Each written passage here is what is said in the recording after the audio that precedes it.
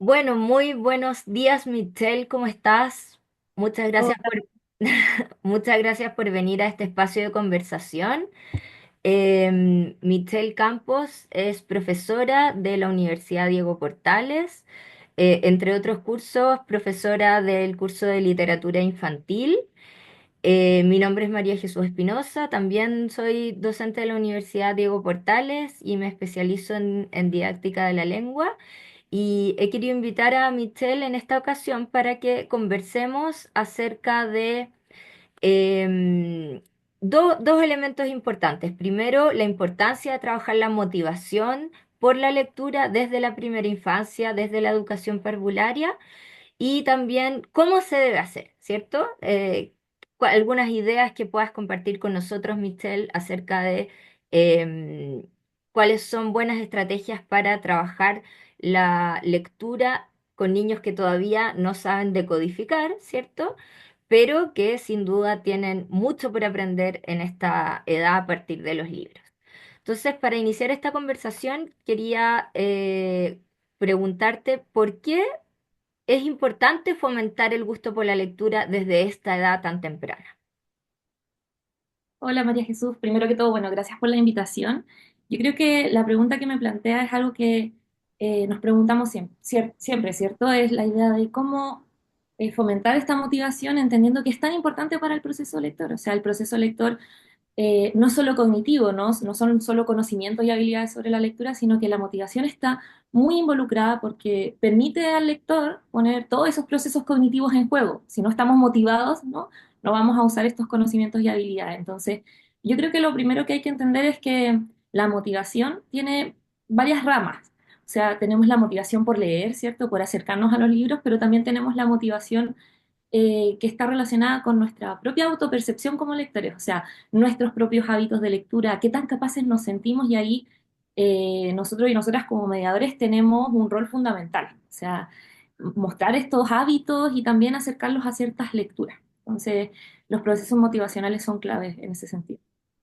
Y ahí, qué importante es detenernos en esta idea de como la percepción que tiene uno como lector, ¿cierto? Que nosotros vemos en los estudiantes más grandes, que cuando han tenido malas experiencias de lectura en su primera infancia, o muy pocas quizá, no se sienten con las capacidades o no sienten que tienen las competencias suficientes para, por ejemplo, emprender desafíos complejos de lectura y que eso es una semillita que se va como cultivando desde muy pequeño. O sea, cuando los niños tienen mucha experiencia de lectura desde pequeños y pequeñas, es algo que les resulta familiar, en lo que se sienten más cercano. Y cuando digo experiencia de lectura, no me refiero a que ellos tengan que leer con 3 o 4 años, sino que eh, hojear libros, ¿cierto? Escuchar cómo un adulto o una adulta les lee en voz alta, poder participar de una conversación.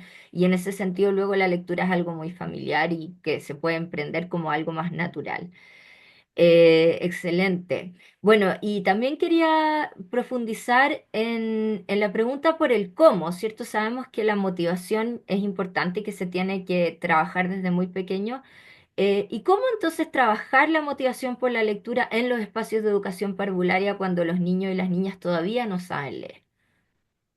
Bueno, retomando un punto que dijiste anteriormente, la idea de que nosotros como mediadores tenemos hay mucho que decir, que hacer.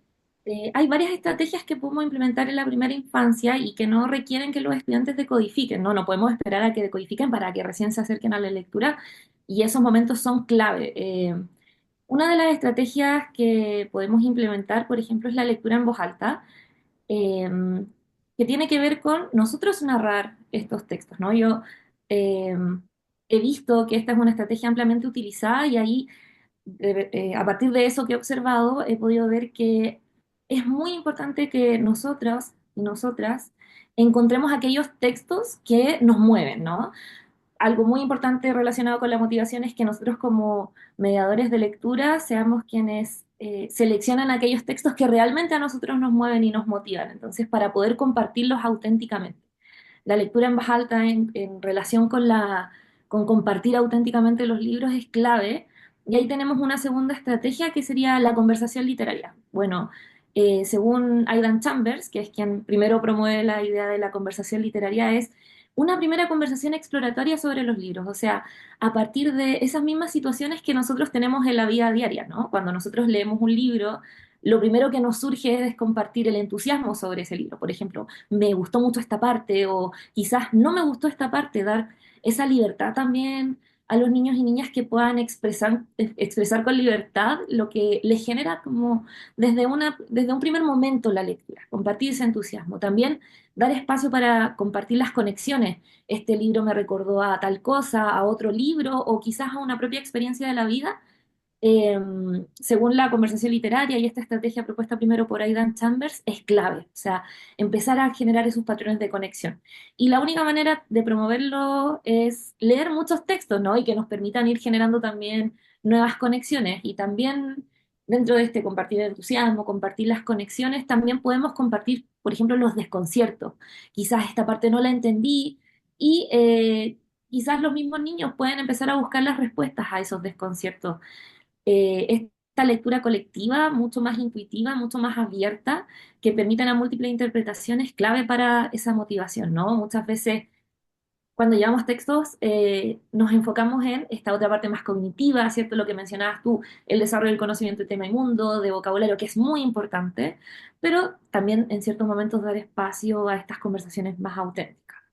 Y que sin duda de todas maneras contribuyen a todas las dimensiones del significado que entran en juego en la comprensión de lectura, como el conocimiento del mundo, el vocabulario, el conocimiento de distintas estructuras del lenguaje, el conocimiento de lo impreso, también, ¿cierto? A través de la conversación literaria abierta y auténtica también se va desarrollando, porque los niños y las niñas tienen mucha curiosidad por las palabras, entonces es una oportunidad de detenerse el significado de las palabras, de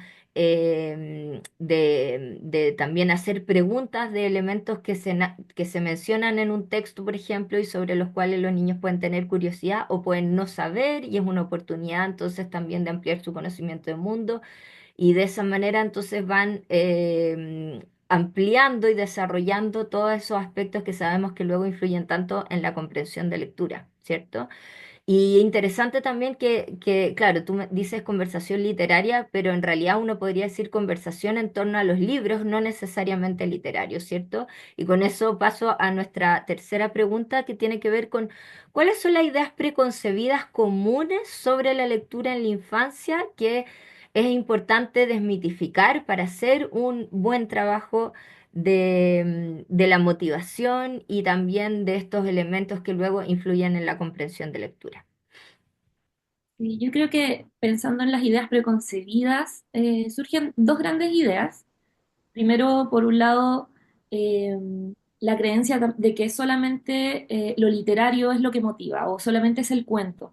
Cuando sí sabemos y hay evidencia de que el cuento es un gran motivador, ¿cierto? Es el texto por excelencia para comenzar la lectura, pero tenemos una variedad de textos a la que podemos acceder, por ejemplo, los textos no literarios, que se ha demostrado ampliamente que generan gran motivación, todos los textos que, por ejemplo, encontramos en la calle, los letreros, las anécdotas a veces escritas, incluso la oferta editorial ahora es muy amplia y hay textos sobre el universo, sobre civilizaciones, sobre animales, y son textos que los niños disfrutan mucho también, porque son como esta necesidad de saber más sobre el mundo porque lo están descubriendo y ahí los textos no literarios acompañan mucho en eso.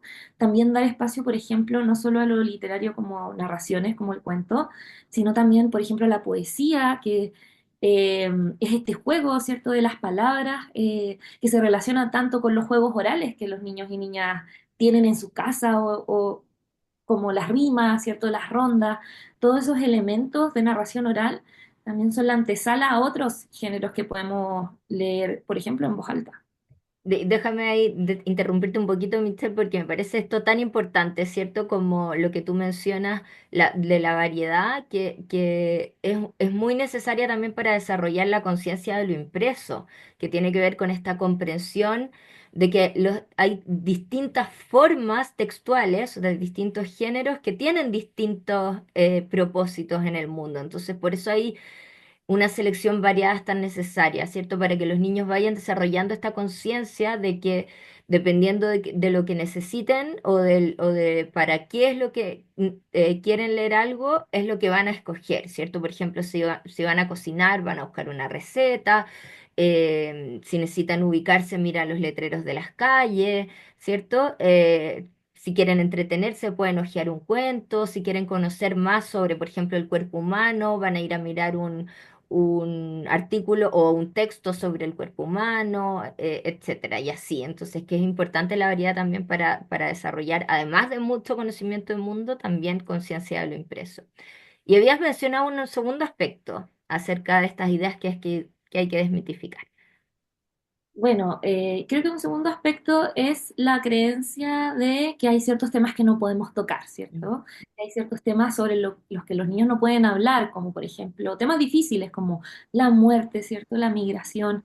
Pero lo más importante cuando estamos pensando en estos temas y que a veces nos da un poco de temor de llevarlos a hablar con los niños, es que todo tiene que ver con el tratamiento. O sea, el texto que seleccionamos va a ser clave y ahí las estrategias que despleguemos para seleccionar textos nosotros mismos va a ser clave. O sea, textos que tengan un buen tratamiento que primero no simplifiquen los temas, ¿cierto? No los oculten, pero que también los traten con cuidado y ahí hay varias recomendaciones que uno podría hacer.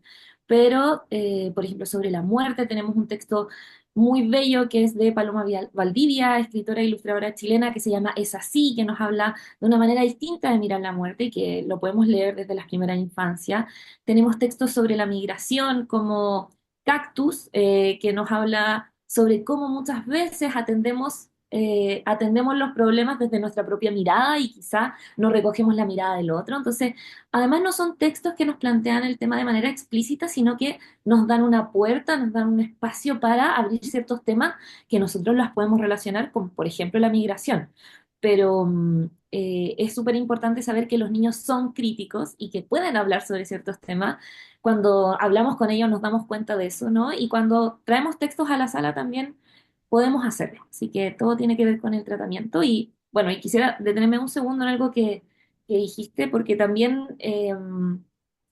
la lectura no son solo las letras, ¿no? Y también podemos leer, por ejemplo, las guardas de los textos que también comunican, las portadas y todo eso aporta al conocimiento del impreso.